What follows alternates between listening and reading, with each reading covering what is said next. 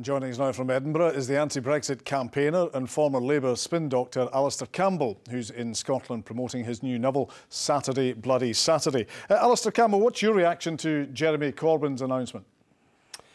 Well, welcoming it insofar as it goes, but I think what's happening is that the British political class generally is confronting what I think is a growing reality, that the delusions that were sold in the Brexit referendum and that led to the British people voting to leave are now coming up against some pretty heavy economic realities. And it's interesting that Paul Bloomfield said there that the further away you get from the economic setup that we now have, then the more damage you do to the economy. Well, the customs union, staying in the customs union is a welcome step, but I'd like the Labour Party to go much further and put the government under much more pressure.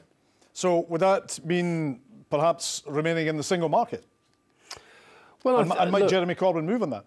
I don't know. I mean, I think the one thing that has been shown is that I think historically, I think it was clear from the speech, Jeremy Corbyn admitted as much, that he's intrinsically a pretty Eurosceptic sort of person. He's not naturally pro-European.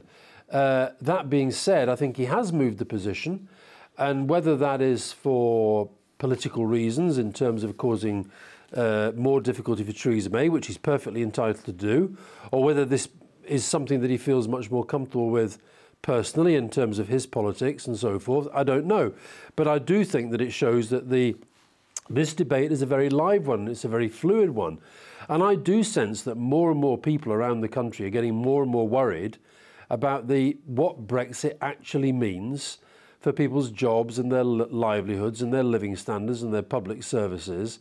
And the sort of numbers that are talked about in the government impact assessment papers, which they don't want us to see, are pretty mind-blowing in terms of the negative economic impact that they're going to have. So I hope that this helps keep this debate alive. Frankly, we're having the debate now that we should have had during the referendum campaign, and we never really did. As a political strategist, you said that Jeremy Corbyn, whether he was playing a political game or whether he actually believed it, as a strategist, what does your instinct suggest? Well, look, he's perfectly entitled to want, if you like, to make Theresa May's life more difficult and to try to bring down the government. And I think certainly that there are a considerable number of Conservative MPs, I think, who are very worried about the fact that this kind of Farage, Rees-Mogg, tail wagging the dog approach in the government, this hard right Brexit being driven by the hard right of the Tory party. I think there are sufficient MPs within the Tory ranks who, if they were left to their own will, their own belief, their own conscience, they would vote for Britain to stay inside a customs union.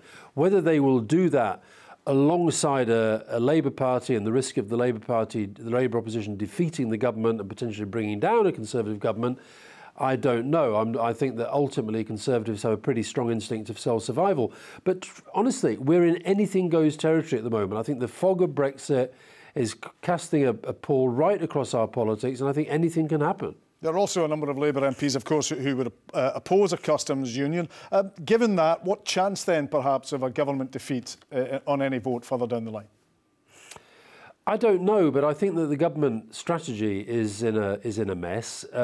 These ridiculous so-called road to Brexit speeches, where they can't agree for more than 5 minutes on where it's Boris Johnson saying one thing 1 minute and Philip Hammond the next, and David Davis after that, and Michael Gove something different, and Theresa May trying to hold them together. But look, the reality is, I think that what's becoming clearer and clearer, the only people who really believe in this now are these right-wing ideologues, the Farages, the Rees-Moggs, Boris Johnson when he's in his more ambitious moment and he still thinks he can topple Theresa May. There's very little debate going on inside the Conservative government about actually what the country needs right now. And I hope that today was Jeremy Corbyn taking a step to move the Labour Party towards a position where ultimately we've got to get to the end of these negotiations at some point, where I think ultimately we get to a place where the British public recognise that the deal that is being offered by Theresa May is so far removed from the lies and delusions and the false promises that were made by Johnson and Farage and the rest of them, that the public are entitled to have another say on this. But Labour certainly aren't moving in that direction at the moment. There's certainly no talk of a second referendum. No, there wasn't today, and I suspect that there won't be for some time. But a while back, there wasn't any talk about staying in the customs union. So we're now at least committed to that, and I think that hopefully we can push this thing further to a place where actually we start to face up to the realities of this rather than the ideologies, particularly on the hard right at the moment, where you heard it again from Liam Fox tonight, just on your programme, this nonsense that the delusions that he continues to peddle, that these trade deals are all ready to be signed and all this wonderful stuff is going to come our way. I don't believe it is, and I think that without any certainty on that, when people see the deal that Theresa May brings back, if she's able to bring a deal back, I think then at that stage people are entitled to say, well, does this match what we thought we were going to get?